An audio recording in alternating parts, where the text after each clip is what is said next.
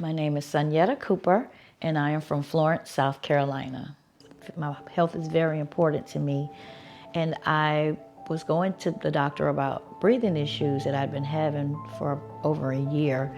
And it wasn't normal for me because it was like all of a sudden this breathing issue came out of nowhere, but it was prolonged because I continued to go to the doctor about it. So I had just gone through something that was one of the biggest opportunities in my life when I closed on my house on May 23rd. And that next day, I wasn't feeling well. Continued on until that Sunday. And that Sunday morning, I said, I'm gonna have to go to the emergency room. And I drove to McLeod. And when I got to the parking garage and I walked in, I could barely breathe and it felt like a boot was on my chest. When I got to the desk, I could not talk. And the next thing I know, there was a wheelchair that was behind me. And I ended up kind of falling back in the wheelchair and seeing the lights and everything pass by as I was being whisked into the emergency room. She said that they had done a chest x-ray on me and that I had pneumonia in my right lung and fluid in my lungs. So when the doctor told me that I had congestive heart failure, I had no idea what that was. Didn't know anything about it, but I never thought when I went to the hospital that it was my heart.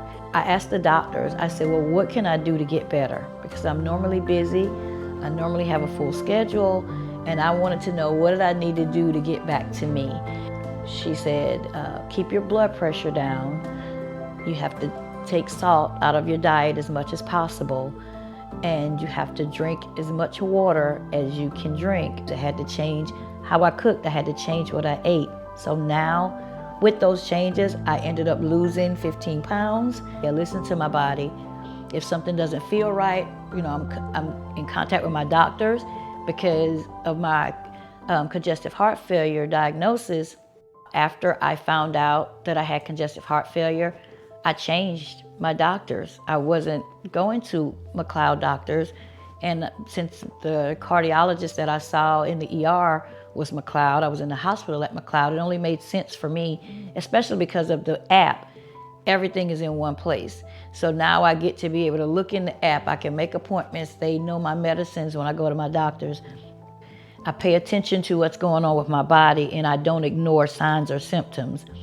I need the results in order for me to live and be the mom and be the grandmom and be able to get back to being the person that I love being.